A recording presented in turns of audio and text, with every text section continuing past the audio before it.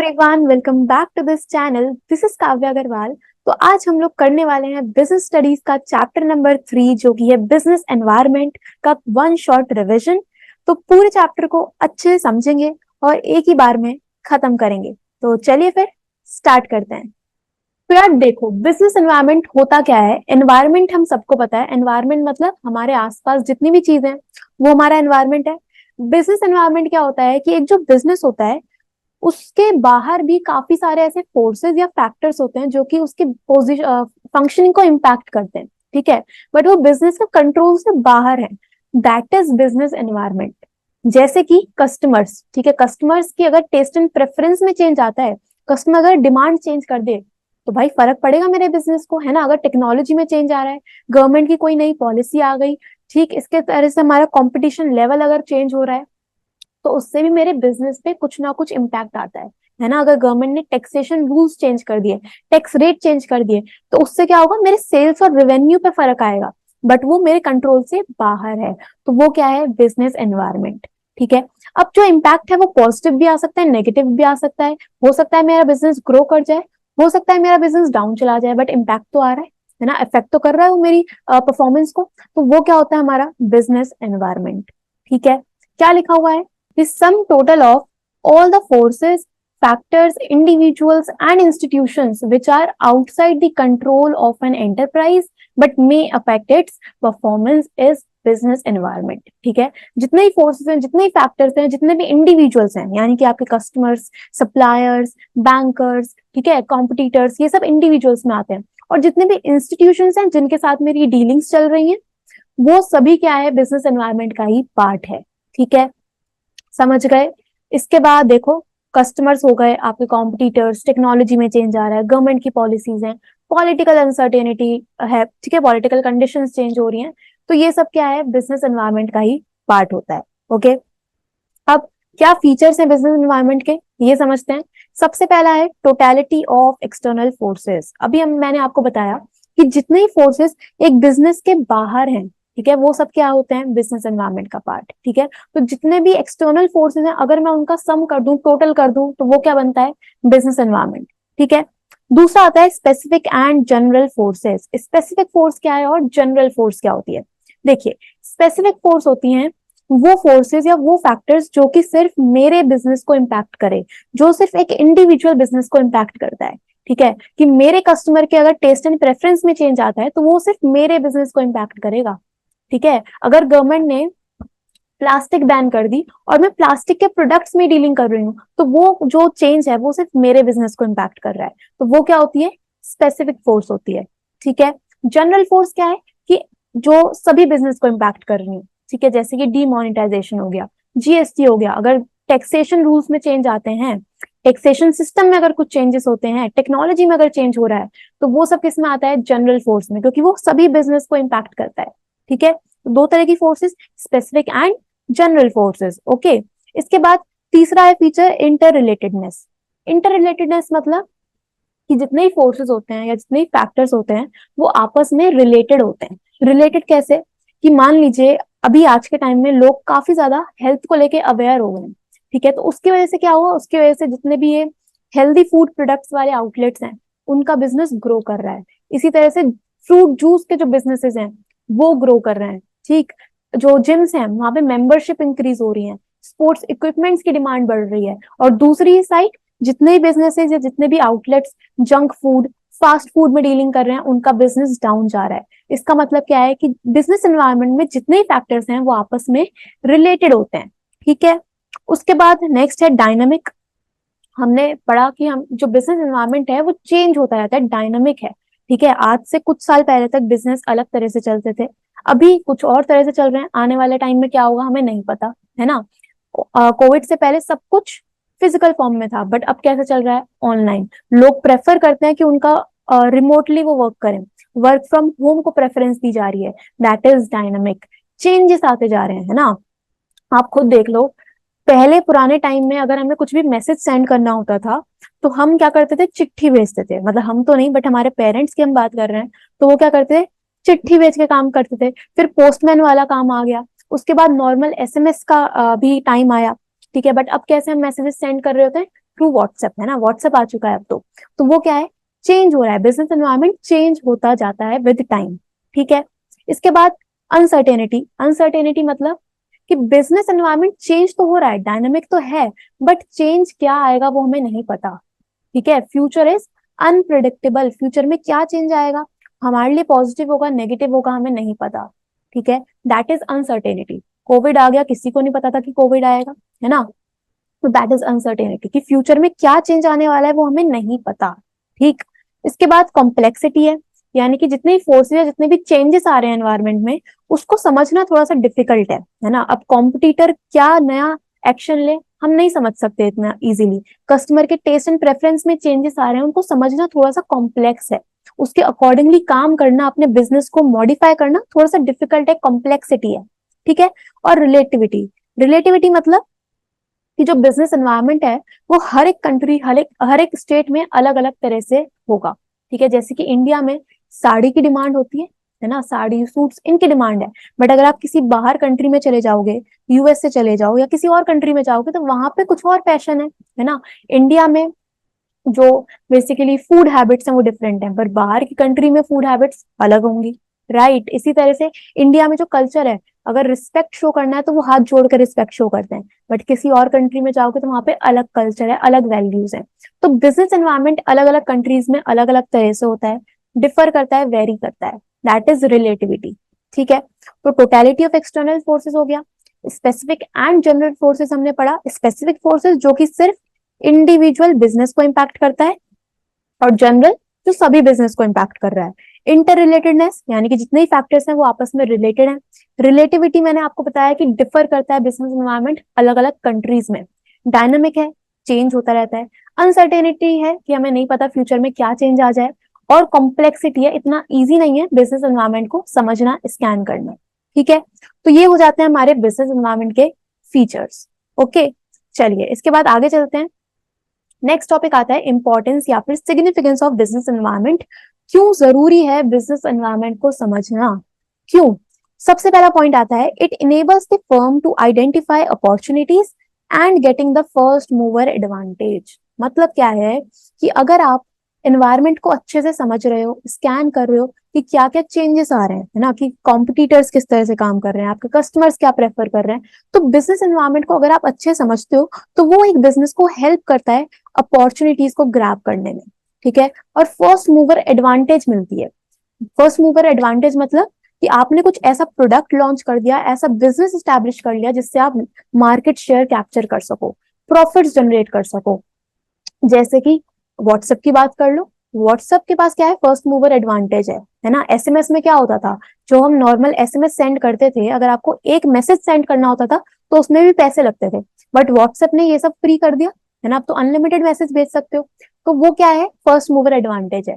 इसी तरह से आप बात कर लो जोमेटो की, स्विगी की, बहुत सारे ऐसे फूड ऑनलाइन फूड आउटलेट्स हैं, चेन जो क्रिएट कर रहे हैं, बट जोमेटो और स्विगी अभी भी टॉप पे हैं, बिकॉज उन्होंने अपॉर्चुनिटी को समझा, फर्स्ट मूवर एडवांटेज उन्हें मिली, ठीक है, एनवायरमेंट को समझा, फिर जाके कुछ हुआ, ओके। उसके बाद दूसरा आता है, it helps the firm to identify threats and early warning signals. अगर आप एनवायरमेंट को अच्छे से स्कैन कर रहे हो, सभी एलिमेंट्स को समझ रहे हो, तो वो आपको हेल्प करता है अपने थ्रेट्स को समझने में, आइडेंटिफाई करने में, ठीक है, कि कॉम्पिटिटर क्या एक्शन लेने वाला है वो आप प्रिडिक्ट कर सकते हो। अर्ली वार्निंग सिग्नल्स बताता है आपको, ठीक है, कि मान लो मेरा एक बिजनेस है और सेम बिजनेस मेरे ही पड़ोस में किसी ने सेम बिजनेस स्टार्ट कर दिया, तो वो मेरे लिए एक तरह से थ्रेट होगा। मुझे समझना पड़ेगा कि वो क्या एक्शन लेने वाला है, उसके अकॉर्डिंगली मुझे काम करना पड़ेगा, जिससे मेरे कस्टमर्स मेरे तक ही रहे, है ना। इसी तरह से सबसे बढ़िया एग्जांपल है फेसबुक और इंस्टा का। फेसबुक को समझ आ गया कि यार मेजोरिटी ऑडियंस इंस्टाग्राम पे है ना, जितना भी यूथ है, जितने भी क्रिएटर्स हैं वो इंस्टाग्राम पे है, तो फेसबुक ने क्या किया, इंस्टाग्राम को परचेज कर लिया, अपने थ्रेट को खत्म करा, है ना। अब देख लो तुम लोग, फेसबुक पे कितनी ही ऑडियंस है, हमारे पेरेंट्स ग्रैंड पेरेंट्स यही तो है, बाकी सारी पॉपुलेशन कहाँ पे है, इंस्टाग्राम पे है। क्यों, क्योंकि इंस्टाग्राम फेसबुक के लिए थ्रेट बन गया था। वो कैसे पता चला, जब उसने बिजनेस एनवायरनमेंट को समझा, तब जाके, ओके। इसके बाद it helps in tapping useful resources. सीधी सीधी बात है कि आपको जितने भी रिसोर्सेज हैं, जितने भी इक्विपमेंट्स हैं, टूल्स हैं, रॉ मटेरियल है, ह्यूमन रिसोर्स है, वो सब कहाँ से मिलता है, बिजनेस एनवायरनमेंट से मिलता है, ठीक है, सोसाइटी से मिलता है। तो अगर आप एनवायरनमेंट को अच्छे से स्कैन कर रहे हो, सभी चीजों को इवेलुएट कर रहे हो, तो वो आपको हेल्प करता है रिसोर्सेज को सबसे पहले टैप करने में, अरेंज करने में। ठीक है, देन नेक्स्ट क्या है, it helps in coping with rapid changes.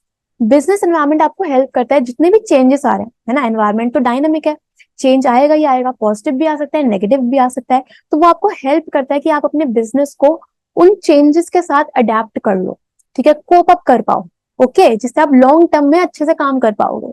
ठीक, देन इसके बाद it helps in assisting in planning and policy formulation. अब जब आपने अपॉर्चुनिटीज को समझ लिया, थ्रेट्स को आइडेंटिफाई कर लिया, स्ट्रेंथ्स क्या है आपकी, वीकनेसेस क्या है, ठीक है, बाकी बिजनेस की स्ट्रेंथ्स और वीकनेस क्या है, आपने स्वॉट एनालिसिस, ठीक है, स्वॉट एनालिसिस क्या होता है, strength, weakness, opportunity and threats, ये जब आपने कर लिया तो ये आपको हेल्प करता है फ्यूचर कोर्स ऑफ एक्शंस के लिए प्लानिंग करने में, फ्यूचर में हमें क्या करना है, किस तरह से काम करना है, उसके लिए प्लानिंग करने में हेल्प करता है, पॉलिसी फॉर्मुलेट करने में हेल्प करता है। ठीक है, और लास्ट आता है it helps in improving performance. तो जब आप इतना सब कर लोगे, आपने स्वॉट एनालिसिस कर लिया, प्रॉपर प्लानिंग कर ली, ठीक है, तो वो आपको हेल्प करता है आपके बिजनेस की ओवरऑल परफॉर्मेंस को बूस्ट करने में, इंप्रूव करने में। ठीक है, बढ़िया प्रॉफिट्स आप अर्न कर पाओगे, लॉसेस से आप बच पाओगे। ठीक है, तो ये हो जाते हैं हमारे पास बिजनेस एनवायरनमेंट की इंपॉर्टेंस या फिर सिग्निफिकेंस। ठीक है, ओके, चलिए इसके बाद नेक्स्ट आता है जो कि सबसे मेजर टॉपिक है इस चैप्टर का, जो कि आता है dimensions of business environment. Business environment में डायमेंशंस, मैंने आपको बताया कि कस्टमर्स हैं, कॉम्पिटिटर्स हैं, टेक्नोलॉजी में चेंज आ रहा है, पॉलिटिकल कंडीशंस में चेंज आ रहा है, तो इन्हीं सब फोर्सेस को हमने 5 पार्ट्स में डिवाइड कर दिया है, 5 डायमेंशंस हमने बना दिए हैं, जिसमें क्या क्या आता है, इकोनॉमिक एनवायरनमेंट, ठीक है, social environment, political environment, legal environment and technological environment. इसको याद करने की टेक्निक जो सबसे फेमस है और कई बुक्स में आपको मिल जाएगी, वो होती है पेस्टले। ठीक है, पेस्टले, पेस्टले क्या है, P for political, E for economic, S for social, T for technological and L E is for legal. ठीक है, तो इससे आप याद रख सकते हो 5 डायमेंशंस। ओके, अब समझते हैं इनको one by one. Economic environment क्या होता है, इकोनॉमिक एनवायरनमेंट मतलब कि जितने भी आपके फैक्टर्स आपको इकोनॉमी में देखने के लिए मिलते हैं, वो सभी हमारी इकोनॉमिक एनवायरनमेंट का पार्ट है। ठीक है, आपने जितने भी टॉपिक्स अपने इकोनॉमिक्स में पढ़े हैं, वो सभी किसका पार्ट होते हैं, इकोनॉमिक एनवायरनमेंट का। ठीक है, सोशल एनवायरनमेंट मतलब जो कि सोसाइटी से रिलेटेड है ना, जितने भी फेस्टिवल्स हो गए, वैल्यूज हो गए, पॉपुलेशन में क्या चेंजेस आ रहे हैं, ये सब आता है सोशल में, सोसाइटी से रिलेटेड। ओके, इसके बाद पॉलिटिकल एनवायरनमेंट, पॉलिटिकल एनवायरनमेंट मतलब पॉलिटिकल कंडीशंस क्या चल रही हैं, कौन सी पॉलिटिकल पार्टी अभी रूल कर रही है, गवर्नमेंट की क्या पॉलिसीज हैं, है ना, जैसे मेक इन इंडिया आया, स्वच्छ भारत अभियान है, ये गवर्नमेंट की पॉलिसीज हैं। ओके, तो पॉलिटिकल एनवायरनमेंट में हम बात करते हैं कि गवर्नमेंट की जितनी पॉलिसीज हैं, क्या पॉलिटिकल कंडीशंस चल रही है इकोनॉमी में, वो सब आता है पॉलिटिकल एनवायरनमेंट में। ठीक, लीगल एनवायरनमेंट मतलब, लीगल एनवायरनमेंट में हम बात करते हैं एक्ट्स की। ठीक है, act, court judgments, administrative orders, इन चीजों की, गवर्नमेंट के लॉ क्या है जिनको आपको फॉलो करके फिर बिजनेस करना है। ठीक है, जैसे कि हमारे पास कंपनीज एक्ट है, पार्टनरशिप एक्ट है, तो ये सब क्या है, एक्ट है जिनको फॉलो करके ही आपको काम करना है। जीएसटी एक एक्ट है, that is a part of legal environment. ठीक है, इसके बाद टेक्नोलॉजिकल, टेक्नोलॉजिकल यानी कि भाई टेक्नोलॉजी चेंज हो रही है ना, पहले ट्रेडिशनल वे में मार्केटिंग चलती थी, अब कैसे हो रहा है, डिजिटल मार्केटिंग, अब लोग प्रेफर करते हैं रिमोट लर्निंग को, ऑनलाइन लर्निंग को, that is a part of technological environment. ठीक है, कि टेक्नोलॉजी में क्या चेंज आ रहा है, दैट इज टेक्नोलॉजिकल एनवायरनमेंट। ठीक है, अब देख लीजिए इसमें क्या क्या चीजें आ जाती हैं। चलो, अगर मैं बात करूं इकोनॉमिक एनवायरनमेंट की, तो इकोनॉमिक में हमारे पास क्या क्या है, existing economic structure, GDP and GNP rates हो गए, हमारा सेविंग एंड इन्वेस्टमेंट हो गया, इंपोर्ट एक्सपोर्ट कितना है वो हम बताते हैं इकोनॉमिक एनवायरनमेंट में ही, आपका BOP, foreign exchange, money supply, transportation, communication, ये सब किसका पार्ट होता है, इकोनॉमिक एनवायरनमेंट का। इसके साथ साथ कॉस्ट पढ़ा आपने, रिवेन्यू पढ़ा हुआ है, प्रोडक्शन पढ़ा है, वो सब आता है इकोनॉमिक एनवायरनमेंट में। ठीक है, सोशल में क्या क्या आता है, सोशल में देखो, attitude towards product innovation, lifestyle हो गया, क्वालिटी ऑफ लाइफ है, birth rate, death rate, population में क्या शिफ्ट आ रहा है, ठीक है, कंजम्पशन हैबिट्स क्या क्या है, ये सब होता है सोशल में। ठीक, टेक्नोलॉजी में क्या आएगा, scientific improvements, innovations, world wide web, जैसे कि हमारा WWW जो है, जितनी वेबसाइट्स हैं वो सब क्या होता है, टेक्नोलॉजिकल का पार्ट है। डिजिटल मार्केटिंग हो गया, रिमोट लर्निंग हो गया, ये सब चीजें। ठीक है। पॉलिटिकल एनवायरनमेंट क्या है? पॉलिटिकल एनवायरनमेंट में आता है prevailing political system, values of political parties, क्या लेवल है पॉलिटिकल मोरालिटी का, गवर्नमेंट किस तरह से इंटरवीन कर रहा है बिजनेसेस में, ये सब हो जाता है पॉलिटिकल का पार्ट। ठीक है।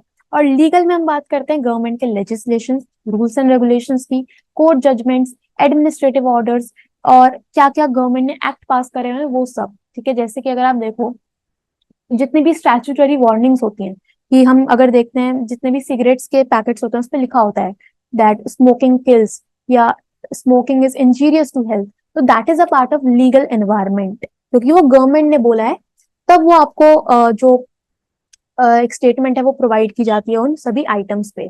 ठीक है। स्टैट्यूटरी वार्निंग जिसे हम कहते हैं। ठीक है। तो ये हो गया हमारा डायमेंशन, जिसमें से आपको क्वेश्चंस देखने के लिए मिलते हैं, और यही हमारा मेजॉरिटी टॉपिक है जो इस चैप्टर से बनता है। ठीक है। अच्छा, इसके बाद लास्ट चलते हैं टॉपिक है जो कि डीमोनेटाइजेशन। वैसे आपका चैप्टर में से जो मेजॉरिटी क्वेश्चंस आते हैं वो फीचर्स, इंपॉर्टेंस और डायमेंशन से ही बनते हैं, बट डीमोनेटाइजेशन आपको गिवन है आपके बुक्स में, तो पढ़ लेते हैं। ऑल्दो इतना कुछ इसमें से टॉपिक्स में क्वेश्चन बनता नहीं है। डीमोनेटाइजेशन है क्या, हमें पता ही है, नोटबंदी। ठीक है, नोटबंदी। ठीक है, नोटबंदी हमें पता है 2016 में 8 नवंबर को मोदी जी ने ये अनाउंसमेंट करी थी कि आज से 500 और 1000 के नोट्स बंद हो चुके हैं, अमान्य माने जाएंगे, है ना। तो दैट इज डिमोनेटाइजेशन, कि एक करेंसी को सर्कुलेशन में से रिमूव ही कर दिया गया है, उसकी जगह नए 500 और 2000 के नोट्स आए थे ना। अब तो 2000 के नोट्स भी सर्कुलेशन में से बंद कर दिए गए हैं, तो दैट इज डिमोनेटाइजेशन, सबको ही पता है। डिमोनेटाइजेशन के फीचर्स क्या क्या हैं? It is viewed as a tax administration measure. तो डीमोनेटाइजेशन का पर्पस ये था कि हम टैक्सेशन सिस्टम को थोड़ा सा सही कर पाए, कि जितने भी लोगों के पास ब्लैक मनी है, ठीक है, तो उसको जब वो बाहर लेके आएंगे, है ना, तो उस पर पेनल्टी लगाई जाएगी, उस पर टैक्सेस पे करने पड़ेंगे, तो वो उस तरह का एक मेजर है। देन दूसरा, it led to channelising savings into formal financial system. Demonetisation का एक पर्पस ये था कि जितनी भी सेविंग्स हैं, जो लोगों के पास घर में पैसा है, उसको बैंक्स में लेके आया जाए, इन्वेस्टमेंट्स को प्रमोट करें। ठीक है, क्योंकि इन्वेस्टमेंट्स अगर होंगे तो इनकम भी बढ़ेगी। मैक्रो में पढ़ा है ना हमने ये चीज, मल्टीप्लायर में, कि अगर इन्वेस्टमेंट इंक्रीज हो रहा है तो इनकम भी इंक्रीज होता है, नेशनल इनकम बढ़ता है। तो डीमोनेटाइजेशन का पर्पस ये भी था कि हम सेविंग्स को बैंक्स में रखें, जिससे इन्वेस्टमेंट हो और ओवरऑल आपकी इकोनॉमी की ग्रोथ हो पाए। उसके बाद it led to cashless economy. सबको पता है कि सब अब क्या कर रहे हैं, डिजिटल पेमेंट्स पे रिलाय कर रहे हैं। जितने छोटे छोटे रिटेलर्स हैं, शॉपकीपर्स हैं, उनके पास भी क्या है, डिजिटल पेमेंट का वो यूज कर रहे हैं। यूपीआई है, पेटीएम है, ये सब किस में आता है, हमारा कैशलेस इकोनॉमी, डिजिटल पेमेंट्स में। ठीक है। और last, it is a measure to avoid tax evasion. Demonetisation इसलिए किया गया था जिससे हम टैक्स की जितनी भी चोरी हो रही है उसे रोक सकें। ठीक है। तो these are the features of demonetisation. और डीमोनेटाइजेशन होता क्या है आपको पता ही है। वैसे इस टॉपिक से एज सच कुछ ज्यादा क्वेश्चंस नहीं बनते एग्जाम में, क्वेश्चंस बनते हैं डायमेंशन से, और जितनी भी इंपॉर्टेंस मैंने आपको पढ़ाई बिजनेस एनवायरनमेंट की उसमें से, वो इंपॉर्टेंट है। ठीक है, तो उसे अच्छे से समझ लेना। और बाकी यस, हमारा चैप्टर कंप्लीट है, वन शॉट रिवीजन था। बाकी अगर आपको डिटेल में और चैप्टर पढ़ना है, वीडियोस अगर आपको देखनी है, और भी मैंने वीडियोस बनाई हुई है, तो आप चैनल पे चेक कर सकते हो। This chapter is done. मिलेंगे हम लोग नेक्स्ट वीडियो में, और आगे प्लानिंग, ऑर्गेनाइजिंग, इन सबको भी अच्छे से रिवाइज करेंगे। ठीक है। Thank you so much everyone, मिलते हैं नेक्स्ट वीडियो में। और वीडियो को लाइक जरूर करना और कमेंट करके जाना। Thank you.